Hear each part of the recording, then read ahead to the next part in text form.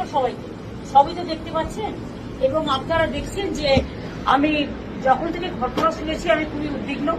এর আগেও ভগবানপুর মিদনাপুরে, পটাশপুর মিদনাপুরে, কুচবিহারে, দুর্গাপুরে,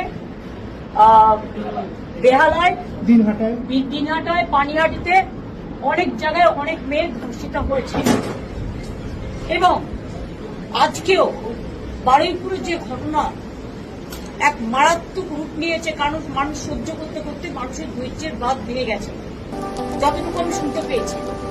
কারণ আমি কোনোদিন জীবনে কোনো দাঙ্গা হাঙ্গামা করার পছন্দ করি না এবং করিনি।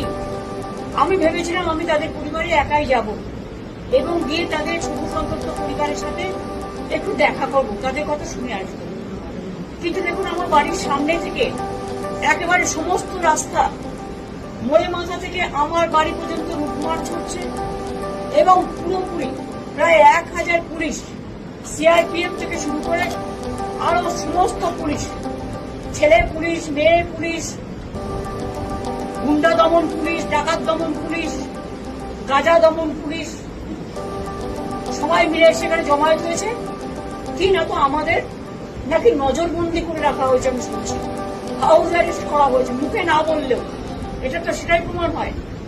এমন কি ঘটল যে আমার বাড়ির সামনে লুটমার্চ করতে হচ্ছে? এখানে তো কোনো 144 নেই।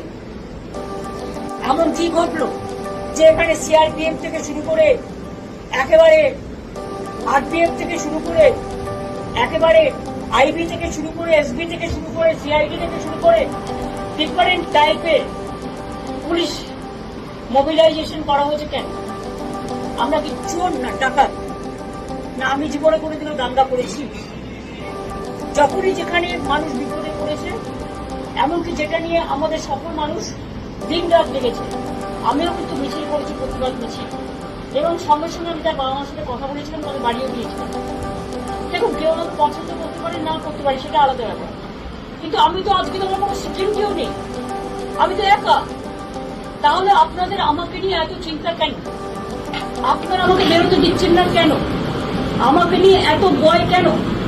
আমাকে নজরবন্দি করে রেখেছেন কেন? যদি সত্যি করে থাকে নজরবন্দি, নোটিফিকেশন ইস্যু করুন। তাহলে আমার পাড়ায় লুটমার্চ করছেন কেন? কোনো গন্ডগোল নেই, কোনো অশান্তি নেই, কোনো কিছু নেই। আপনারা কেন এত পুলিশ মোবিলাইজেশন করেছেন? ইভেন এটাও ভুলে গেছেন শিষ্টাচার। রাতের বেলায় এত পুলিশ মোবিলাইজেশন করে রেখে দিয়েছে। আমি জানি না আপনারা কি চান। আর্টিকেল 14 থাকবে না, আর্টিকেল 19 থাকবে না, আর্টিকেল 21 থাকবে না, শুধু আপনারা একাই থাকবেন আর এক পক্ষ থাকবেন। অন্য পার্টি গেলে